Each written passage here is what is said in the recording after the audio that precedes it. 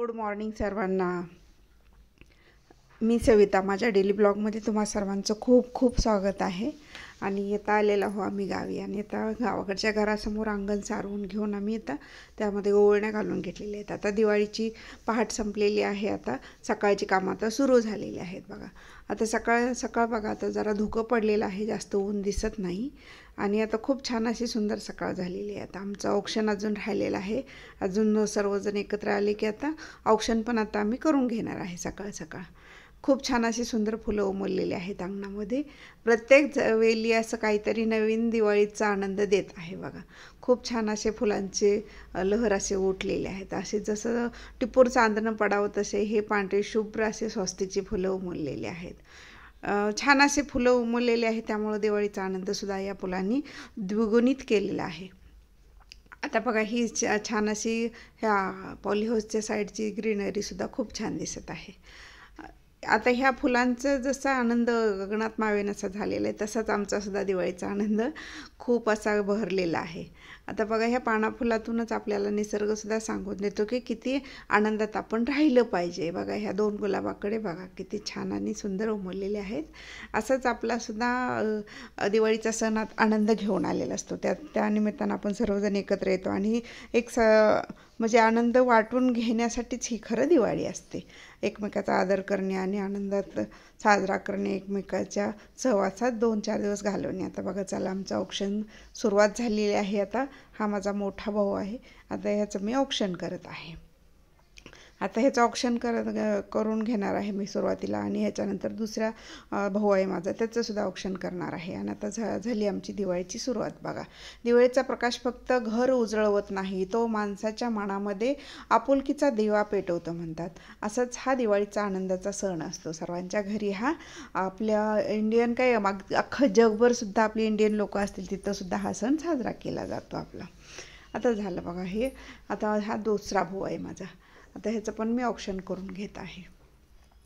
दिवाळी म्हणजे फक्त आनंदाचा सण नाही, तो समाजाला एकतेचा आणि प्रेमाचा संदेश देणारा एक उत्सवसुद्धा आहे. दरवर्षी तो आपल्याकडे येतो आणि हा खूपच छान आणि आनंदाचा उत्सव होतो. या निमित्तानं आपण सर्व कामं बाजूला ठेवून एकमेकासाठी वेळ काढतो. 1-2 दिवस तरी प्रत्येकानं हा वेळ काढला पाहिजे. आता झालं आहे मी आशीर्वादसुद्धा खूप छान दिलेला आहे.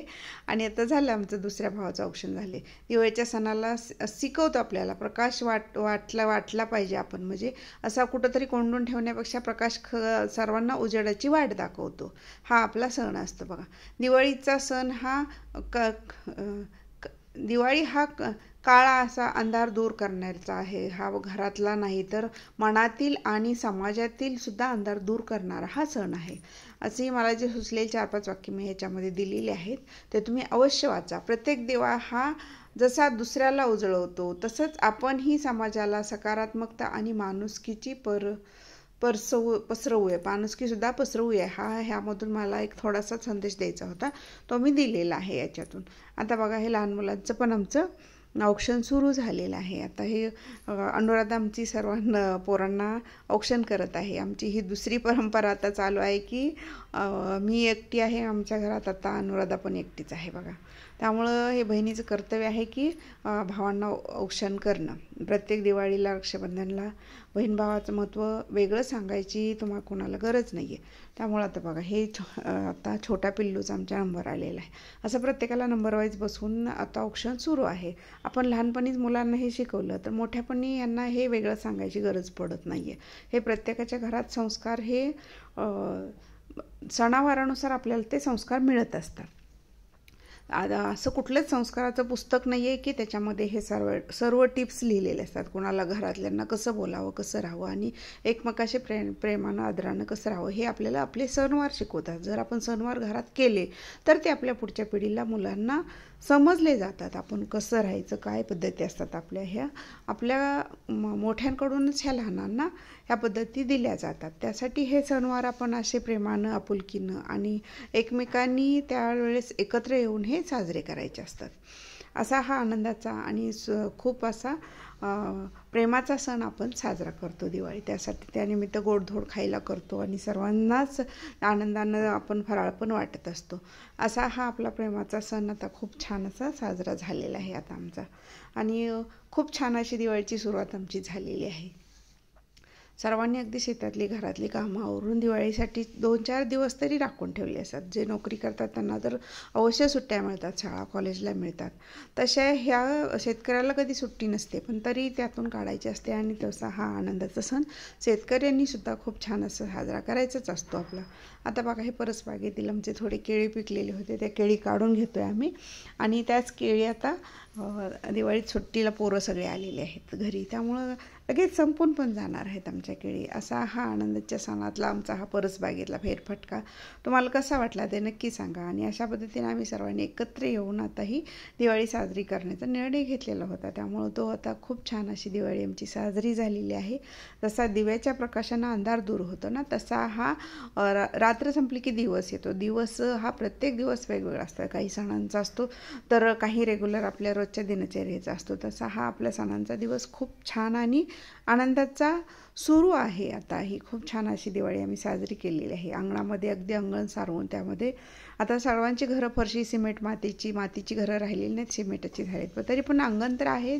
आता हे पण शहरामध्ये फ्लॅटमध्ये नाही, हे तर गावीच अंगण बघायला भेटतं. अंगणामध्ये असं शेणाने सारवून बघा आता अशी रांगोळी काढून आपण गोवणी घालून ह्या दिवाळीची सुरुवात करत असतो. संध्याकाळी सर्व अंगणामध्ये आणि तुळशीजवळ पणत्या लावून आपण दिवाळीचा सण साजरा करत असतो.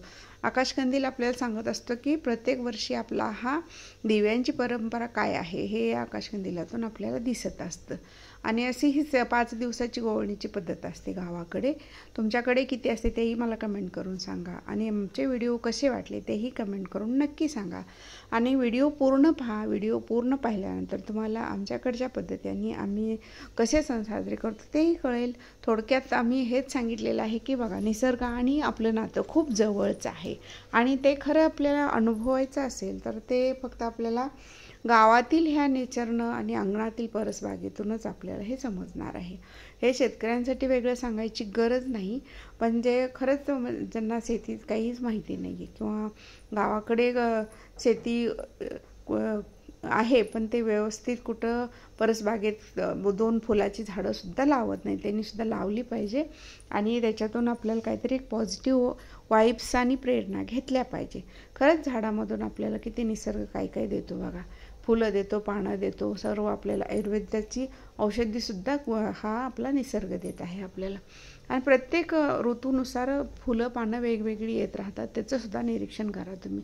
बघा पानांना भर आधी पाऊस असेल तर त्याची फुलं कशी अशी टवटवीत दिसतात बघा. आणि जर ह्यालाच उन्हाळा आला तर बघा ह्याच्यात जरा कोमेजलेली दिसतात. असं हे निसर्गसुद्धा आपल्याला वातावरणानुसार कसं राहायचं ते सुद्धा शिकवत असतो आपला निसर्ग. आणि त्यात आपले सणवार तर अधिक भर घालतात, हे सर्वांनाच तुम्हाला माहिती आहे. अशा पद्धतीने आम्ही दिवाळी गावाकडे साजरी केलेली आहे. तुम्हाला आमचा हा दिवाळीचा सण कसा वाटला तेही आम्हाला कमेंट करून थोडक्यात सांगा. व्हिडिओ पूर्ण पाहिल्याबद्दल तुम्हा सर्वांचे धन्यवाद.